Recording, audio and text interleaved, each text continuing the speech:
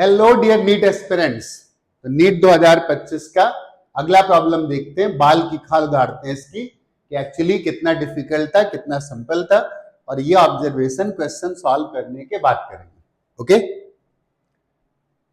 A sphere of radius r cut from a larger solid sphere of radius 2r as shown in the figure. The ratio of moment of inertia of a smaller sphere to that of rest part of the sphere about y-axis. एक बड़ा sphere है, उसका radius उसने 2r दिया है, उससे एक छोटा सा स्फीयर कट करता है, उसका रेडियस r के इक्वल है, और फिर बोलता है कि छोटे स्फीयर का और बड़े स्फीयर जो रिमेनिंग स्फीयर बचा है ना, इनके मोमेंट ऑफ इनर्शिया का रेशियो क्या है। तो स्मार्टली हमें सोचना है कैसे, हमें सोचना है कि जो स्फीयर उसने कट किया उसका रेडियस हाफ हो गया, और वॉल्यूम की वैल्यू कितनी होती, स्फीयर का वॉल्यूम 4/3 पाई आर क्यूब। तो रेडियस अगर हाफ हो जाएगा तो वॉल्यूम विल बी 1/8। तो वॉल्यूम अगर 1/8 हो गया तो मास कितना हो गया, m/8। इसका मतलब जो उसने स्फीयर कट किया है ना, उसका मास हो जाएगा m/8 अगर ओरिजिनल स्फीयर का मास कैपिटल M था। ओके, हमें क्या करना है, हमें मोमेंट ऑफ इनर्शिया निकालना है इस वाले का पहले। तो एक एक्सिस ये बना ले चलेगा, और ये कट स्फीयर का सेंटर ऑफ मास था, तो इसके अबाउट मोमेंट ऑफ इनर्शिया हमें पता होता है, कितना होता है 2/5 mr²।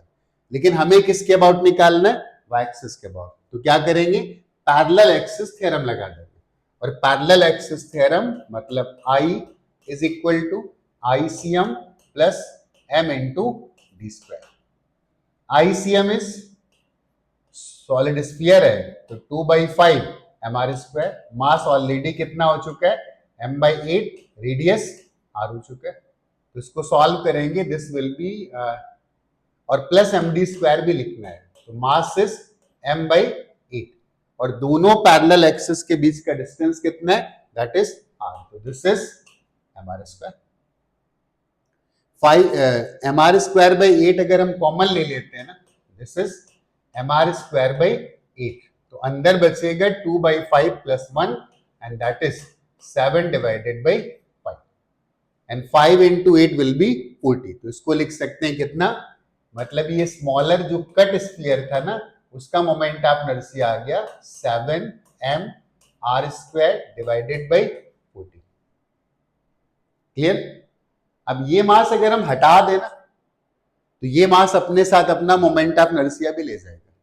अगर अपने साथ अपना मोमेंट ऑफ इनर्शिया ले जाएगा तो अब हम इससे निकाल सकते हैं रिमेनिंग का moment of inertia. Moment of inertia of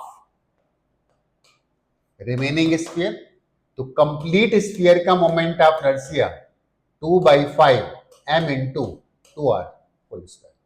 complete sphere का रेडियस तो 2r था ना, राइट। और इसमें हम कट स्फीयर वाला हटा देते, वो कितना आएगा 7mr²/40। This 2 into 2 4 into 2 8, 8/5। तो दिस इज 8/5 mr² और माइनस 7/40 mr²। इसको 4 से अगर मल्टीप्लाई डिवाइड कर देना तो अच्छा रहेगा। 4 से नहीं, एक्चुअली 8 से कर देते हैं।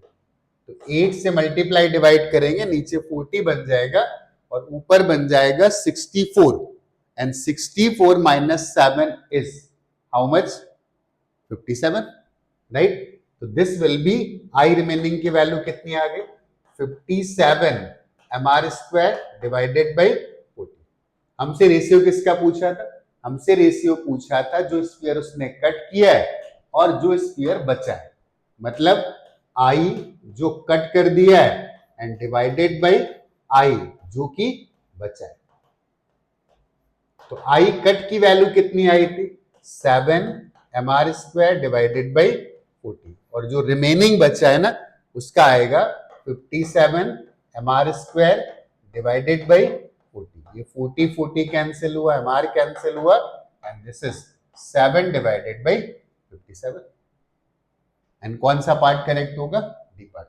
इत्मीनान से पढ़ना था, बेसिक क्वेश्चन है, ये कॉमन से क्वेश्चन जो पहले ही पूछे जा चुके, तो थोड़ा सा कैलकुलेशन है बट सॉल्व सबसे किया जा सकता है अगर हमें पैरेलल एक्सिस थ्योरम का आइडिया है और हमें ये पता है कि जो मास गया वो अपना मोमेंट ऑफ इनर्शिया भी लेके चला गया।